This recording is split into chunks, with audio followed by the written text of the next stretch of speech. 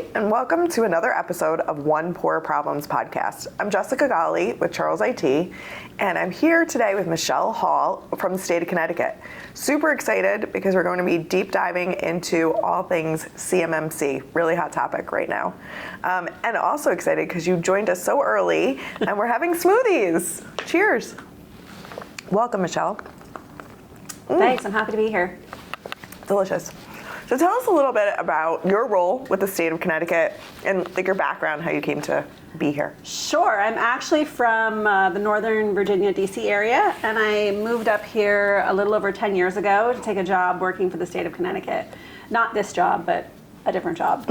And right now I'm the director of Connecticut's Office of Manufacturing, which is under the umbrella of the Department of Economic and Community Development. Okay.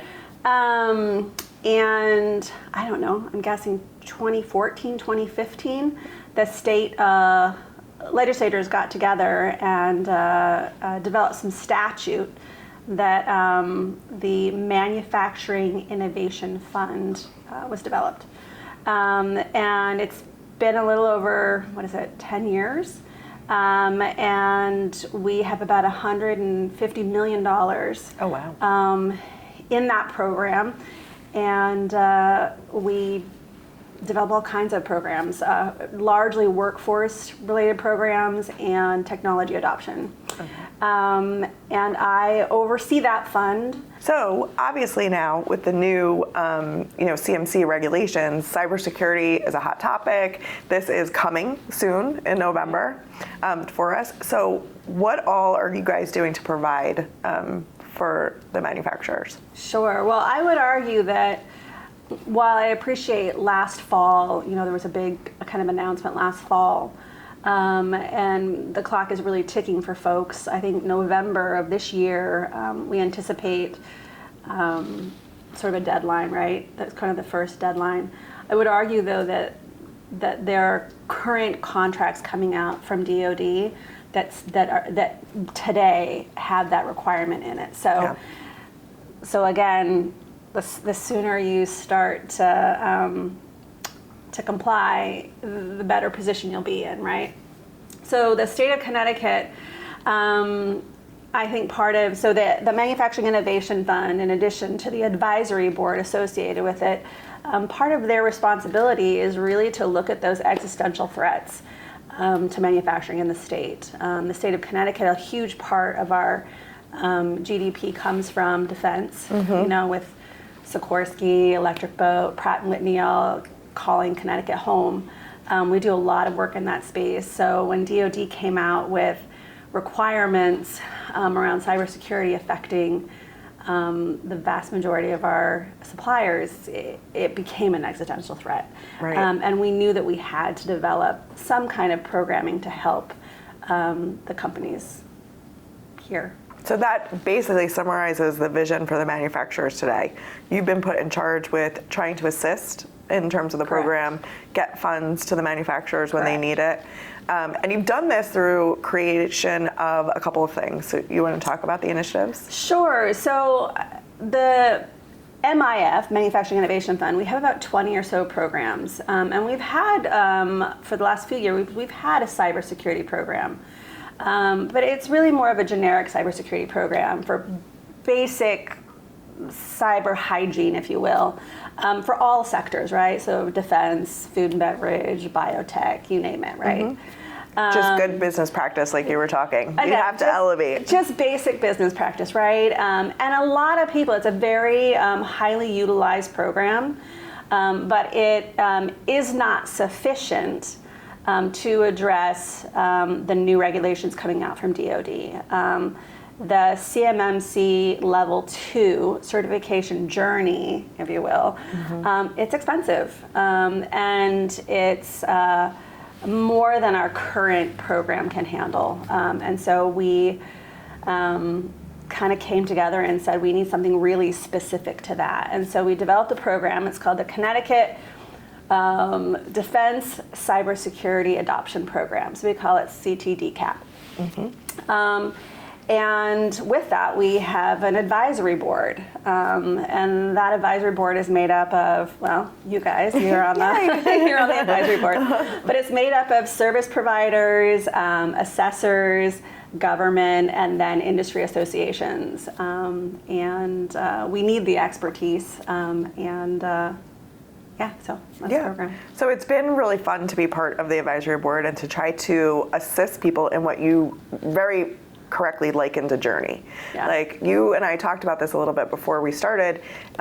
Business owners really need to take the tact that they're thinking about this as a continuous journey that they're taking versus a big time project. Yeah. No, I think that's really, I think that's one of the overwhelming sort of daunting issues for manufacturers is that many manufacturers are currently thinking about CMMC as a project. And they're not thinking about it as a fundamental shift in how they do business on a day-to-day basis. Long after they become certified, there are things that they will need to do to make sure that they have secure systems in place and that they are operating at the highest possible level. And I think that's daunting. I think that's just a really, it's not just about the certification, it's about what happens after the certification year over year over year. Mm-hmm. And that's one of the things that I think people have a misconception about, that you're going to get certified and then that's it. Right. You know, set it and forget it kind of scenario. Right. Yeah, no, that's true. I think part of what we're doing too with this program is we really are having to think about, are we also building the capacity in Connecticut where our current, I don't call them IT providers, where they also have this skill set to be able to help our manufacturers year over year. Right. That in and of itself is a challenge, as like we'll see later on. It's really hard to find really good partners who have a deep understanding of CMMC as well as who've become certified. I mean, that's a bit of a unicorn. So. Yes, luckily we are one. That's true. But it is, I mean, having gone through our own CMMC journey, it's thousands of hours, and you can't buy your way out of the solution, you can't policy your way out of the solution, you can't necessarily even enclave your way out of a solution, depending on how much work that you're planning on doing or you want to be doing with the government. So I think we've talked about a number of like the different misconceptions that people might have about this, and we hope that we've imparted some good wisdom in terms of that it's going to be a continuous journey. I think would love to just know a little bit of the history about what prompted the state of Connecticut to start this grant program. Well, we have about 900-ish defense-related manufacturers in Connecticut. And then we have the OEMs, right? And so if you think about it, we have about, I don't know, $14 billion worth of DoD contracts in Connecticut, in addition to hundreds of contracts that are under $7.5 million. It's a DoD threshold of reporting. So you can imagine how much of our GDP comes from defense. We just simply are not in a position to say, we hope it works out. Well, you know, most of our companies, I will say about 70% of the manufacturers in Connecticut are 20 employees or less. So they're relatively small companies. And we recognized early on that this is an expensive journey, right? I mean, while certainly there are some companies that may sort of skate by, you know, relatively unscathed, for others it could be hundreds of thousands of dollars to become certified, in addition to the formal assessment. Right. And we knew that our small companies, a lot of them would either have to divest of their defense work or simply a lot of them would go out of business, and we weren't in a position to accept the loss of those companies, and so we felt that we had to develop a program to help them. And what kind of expenses would the program cover? So we're covering really kind of three areas. So we cover the initial sort of, I'm going to call it gap assessment or sort of the roadmap, and then we also cover remediation services, so those things that you need to do in order to, you know, be prepared for assessment, and then some of the assessment costs. But I will say every MIF program that we run requires manufacturers to have skin in the game. So to be clear, we are not covering everyone's expenses 100%. We are making a contribution, but we expect manufacturers to also make the contribution as well. Yeah, and I think that sort of circles back nicely to the expectations that people should have about the practice. Even if you are working with advisors or working with good MSPs, you still have to have skin in the game to sort of execute the policies, make sure that from the top down, the workforce changes and sorts of adopting them, all those different pieces. That's what we've found, that there's not a silver bullet of technology or a consultant that's just going to come in and do the whole lift for you. This is really a partnership sort of scenario. Yeah. Super interesting. So who's eligible to apply to the grant? So really, we're trying to keep it as broad as possible. This isn't sort of a gatekeeping, we really want as many manufacturers defense-related manufacturers to participate as possible. So like any MIF program, we do have sort of a set of criteria. You've got to be in good standing with the state. Generally, we have you need to be incorporated for a certain length of time. And then we also typically have a threshold for a number of employees, sort of a low end and then also a high end. So I'd imagine, again, we're still working on some of that criteria. I imagine we'll still have some of those basics. But the application process itself is just a really basic process. You'll come into our portal, you'll learn a little bit, you'll self-identify the defense sectors that you're supporting, and then there'll be an online application to fill out. And now we've gone through it as your test Well, case. you're actually, what you're doing is the test case to become a vetted service provider. That's right. So there's different. another area. So we could do service provider vetting, and then we can also do if you're vetting, looking for the grant. That makes sense. All right. So we'll say, it's really interesting. So Connecticut's Naval Maritime Consortium, they have been kind of chipping away at this for probably the last year and a half or so. They have a little bit of DoD funding, and so they've been working directly with Electric Boat to do a little bit of work. And so we've really leaned into some of the work that they've already done. Why recreate something, right? And so some of the things that they ask during the application process isn't meant to disclude people, but really sort of more of a thought process, which is, are you prepared to take the journey, right? Do you have the resources in place? Do you have personnel that can support this? Is your leadership aware? Are they involved? Are they pushing this? Have you developed a budget for this? So being prepared to take the journey is really important as well. But also on the flip side, you mentioned part of what the program does is it helps to vet the service providers to help manufacturers make a choice that would fit them, be custom to them. Right. Well, and also to find a trusted partner. In an ideal world, and again, this is sort of an ideal world, when a company is going through this journey and they select a service provider to help them through certification, ideally, that provider potentially becomes part of their family year over year providing service. Especially since there is a reattestation every 3 years. Yeah. So you can't just, again, set it and forget it. You have to continue on the journey. That's how we have curated our services at Charles IT for this particular sort of program.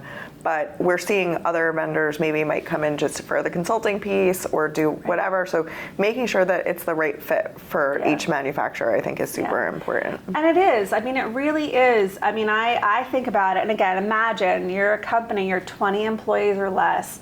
A lot of these are multi-generational, family-owned businesses, and when you bring in a contractor or you bring a service in, you really are bringing them into your family. So it is important. It's important to find a good fit, someone you feel comfortable with. And also, I think one of the misconceptions that people have about this journey is they're going to go and they're going to identify a provider, and that provider is going to do everything that they need to help them become certified. And in many cases, it could be a combination of providers that need to come in and help with various aspects. So yeah, it's a little different. That totally makes sense. So how many Connecticut manufacturers do you think will end up benefiting from this program? So it's a really interesting question. As I mentioned earlier, we have about 900 defense-related manufacturers in Connecticut. Not all of those companies access CUI, so they wouldn't necessarily be taking this journey, right? And then we have other small companies who may just simply say, it's too expensive for me now, and it may just be too expensive for me ongoing, and they may choose to divest of their defense-related work. So not everyone's going to take the. So of those 900 companies, not everyone's coming along with us. So I don't. It's a tough question. I'm not really sure what that looks like. We want to help as many companies as possible. We have no threshold. So anyone who's has the desire and is prepared, we're happy to help you. Yeah, I love that. And I think you're also even helping people figure out if they need to start the journey, right? That's one of those pieces, like, does this apply to me? Right. And, there's a bunch of criteria that people are throwing around. Is, more than 10% of your work with the DoD, can you do something called an enclave where you're just separating out different pieces? Or are you more than 50%, servicing the government, and therefore you really need to get everybody up to speed and up to level. So it's kind of interesting, and it's great that you guys are a resource to be able to sort of assist and help with that. And I think it's also like a winning strategy. So if the more CMMC certified, the more people in Connecticut and the more the workforce is going to win. Well, it's personal too. I think on some level, we all have a difficult time with government mandates, just sort of in general. Like, it doesn't sort of feel good, right? But choosing to become CMMC certified, it's bigger than a mandate, and it's more personal than a mandate. When you think about the hundreds of billions of dollars that we lose every year in intellectual property based on cybersecurity breaches, we seem to also be amassing sort of adversaries, if you will, right and left these days. And, we're in a situation where those people, whoever they are, why bother to design your own warfighting machines when you can simply steal the intellectual property from first, second, third tier suppliers to our major OEMs? Why not just look at the weak link? And failure to comply is personal because it puts your business, your family business, at risk. So it's bigger than a mandate. It's about protecting your business and your family, really. Yeah, I mean, it comes down to that. So why do you think so many manufacturers are maybe struggling with the idea of cybersecurity investments? That's tough. And this is not like a hard and fast rule here, but again, think about it. 70%, and it's not just Connecticut, about 70% of manufacturers in the country are very small businesses. And again, this is I sort of found out that until you have about 80 employees, you can't really afford to sort of diversify, meaning, you can't necessarily hire a permanent HR person, IT person, marketing person. It takes about 80 employees to start that tipping point. Right, getting that sort of deeper bench. And so what happens is when you have, 20 employees or less, you're outsourcing to really small, you're looking to contractors, right, to pay on a sort of whatever. And so you have these really small companies who have been working with these IT firms for basic needs for years. And they're really used to that. And it's really hard. It's the family narrative too. It is. It's really hard. And it's really hard to come to a realization that the provider that you currently have is more than likely not going to be sufficient. That's a really hard thing to swallow. It's also just culture of, we've done things for a certain way for a long period of time, and it's really hard to change. And I will say lastly too, this cybersecurity talk about regulations, this is not new from DoD. Mm-hmm. DoD has been talking about stronger cybersecurity protocols for a long time. But it's almost the cry wolf situation. We're not going to. And so manufacturers, at this point, a lot of them are still thinking, are they serious? Is November 2026 really people thinking the government might kick the can down the road? Is that really going to happen? And so I think a lot of these manufacturers are simply saying, I'm going to play the wait and see game. And what I would say is, why? Why? Regardless of the regulation, it is in your best interest to protect intellectual property, and by doing so, you're protecting your business. Mm-hmm. So, yeah.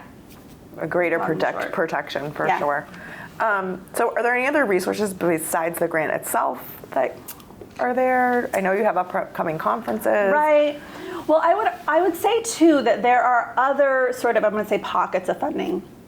So at DECD, the Department of Economic and Community Development, we have a small business unit, and that unit actually provides funding to sort of these economic regions, zones, and there are some small cyber grants in some of those. There's like, for instance, in Sector is one of those.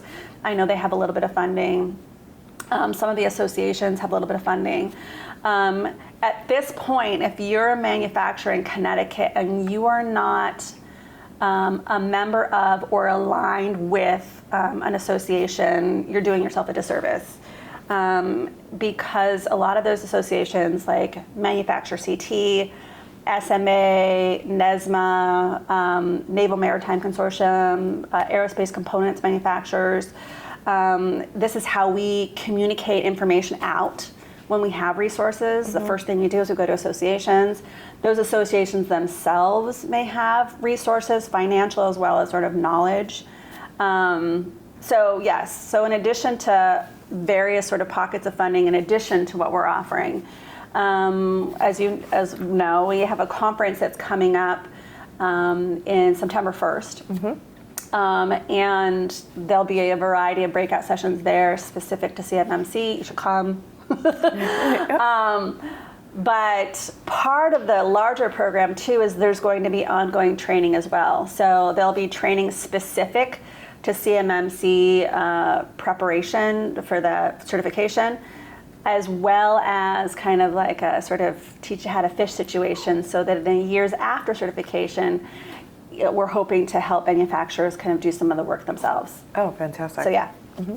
So how important do you think this whole collaboration, I mean, we hit on it earlier, but between government, cybersecurity providers, the manufacturers themselves, like that ecosystem, what do you think the importance is there? And it's been really interesting for me because up until probably, like a year or so ago, I wasn't involved at all in like looking into CMMC just in general. But through the development of this program, I've had an opportunity, again, to talk with service providers, C3PAOs, mm-hmm. Government, both federal and local, our OEMs. I've had an opportunity to do that. And what's very clear to me is that we need the partnership in order to have an effective program. And part of that is that everybody brings a unique subset of knowledge and resources to the table. Partnering with government means that we're sort of getting the latest and greatest in terms of what's happening with policy and deadlines and what's happening. Partnering with service providers means that, we have people who have knowledge about what's happening, boots on the ground with manufacturers. Partnering with associations allows us to connect more efficiently with the ecosystem in general. So everybody brings something to the table, and really, I'm not sure how effective a program would be without all of those people working together. And they are working together. Like I want to say Connecticut's really unique in this situation. As a state, we're doing something that no other state is doing. And there are a lot of people looking at Connecticut saying, and just waiting to see how this model is going to play out. So it is super interesting because we do have an office down in Virginia, and that's obviously another hub. You're originally where you were from down there, and they're not talking about the same kind of programs. They're not asking us to be part of an advisory board. So it maybe is a little bit of a wait and see there. I guess, what advice would you give manufacturers that right now are just like, this is too overwhelming? Do you know what? I know today we're talking about CMMC level 2, but there's CMMC level 1. And again, I go back into basic hygiene. I would say whether you're a defense manufacturer or you're in biotech, medical device, food and beverage, everybody should be looking at the basic tenets of CMMC level 1. And I think that's a really good place to start. Again, it's just really practical. For little or no cost, a lot of companies can kind of work their way through some of that. I would also say our program is going to start in August, so while that's coming online, also take a look at like where your CUI's at, right? Where are you storing data? Where are your engineering things? How secure is your facility? Do you know where your keys are on your laptops? And those are like little things you can be doing now, and then really be looking at like the basics of CMMC level 1. You got to have level 1 if you're going to progress to level 2, right? So it's just, again, basic hygiene. Basic hygiene, love it. So, what does the future of CMMC look like, do you think, for the state of Connecticut? It's really interesting because, again, I've been able to talk to service providers and assessors. I would love to see as more service providers come online and have the kind of training and the knowledge, and I would love to see the cost. Drive down the cost. I'd love to see market forces come in and just drive that cost down to make it more approachable. Mm-hmm. I also think, I think you know this, like I think it's painfully you know this, there are a lot of providers out there who are taking advantage of this situation, right? And they are not necessarily reputable. I have too many stories to tell about that. So I would like to think that over time those folks will get weeded out. We're still kind of in early days, and I think that there's still a lot of people taking advantage of that. I think a lot of those will kind of get weeded out, and then I'm hoping that like some of this, the cost gets driven down a little bit. And I also hope over time that across the country, we see our other IT providers gain the knowledge they need to sort of become like a viable provider for manufacturers. Yeah, makes sense. So if you could give one piece of advice to the Connecticut manufacturer who wants to remain competitive, right, in the defense and the government supply chain, what would that be? One piece of advice.